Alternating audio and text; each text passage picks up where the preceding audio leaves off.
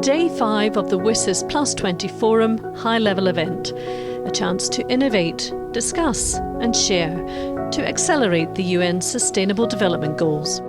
The digital landscape is changing, especially around cybersecurity and capacity building. Here, experts shared their perspectives on both the opportunities and the risks created by AI. On the one hand, we are obviously a host country to many international organizations in Geneva. And it is indeed something that we take a lot care of. We really want to be also a digital host state. We do, I think, as in many countries, they do a lot of training or awareness raising for the opportunities, but also for the challenges of AI. And the release of ChatGPT was just a wake-up call where people actually realized that it gave AI somehow a face or our language. I think that was it.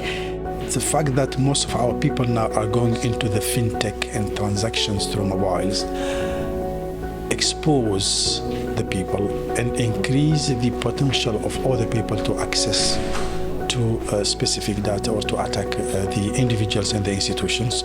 The African Union has adopted its Convention on Cybersecurity and Personal Data Protection that entered into force last year. They are now building the continental AI strategy, and most of the institutions around the world, including ITU, the Global Forum for Cybersecurity Expertise, are building the capacities of Africans in order to be really part of this global digital war. There's a common theme running throughout many of the meetings here today. AI is an incredible tool to empower people, but many improvements are needed to advance that space for the better. Many countries and many bureaucracies, if you will, are closed systems by design. They're designed to have ideas float from the bottom to the top, and then when it's approved, be shared with the rest of the world. Well, that just doesn't simply function in cybersecurity, especially during an emergency situation. Now, when you elevate that to a technological governance activity, such as managing the adoption of AI, now you start to have it where policy is being surpassed by the technological revolution. So by the time you create a policy, the situation you're trying to resolve simply doesn't even exist anymore. AI brings opportunities, in this case, on how it's transforming the delivery of public services and improving governance. Right now we have a national smart government national portal that get together all the government bodies together. 99% are connected under this umbrella.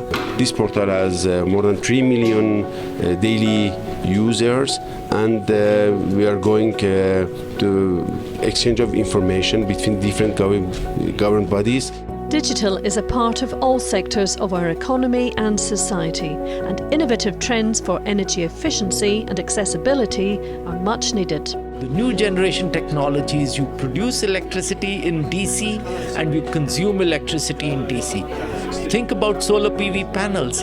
Inherently, they produce direct current. So the big idea for the 21st century is, including for ICT as for almost every use case, you produce electricity through renewables in DC, which is very natural, and consume electricity also in DC, where ICT is.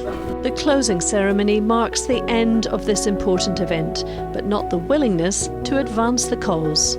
We're not tired after those 20 years. We're not tired after this week with a little sleep and only running on coffee. We're really energized, so looking forward to make sure that we harness the power of digital technologies, that these digital technologies boost sustainable development goals from health to education to agriculture, and that we harness everyone's power, the people's power as well, to make it happen. This has been a productive 5-day event with impact. Governments, international organisations and civil society have come here together in Geneva to better implement the WSIS action lines and to accelerate the global goals. There's been time for reflection, of course, but all eyes now are on the rapidly emerging technologies and how they can be used for the good on the journey ahead.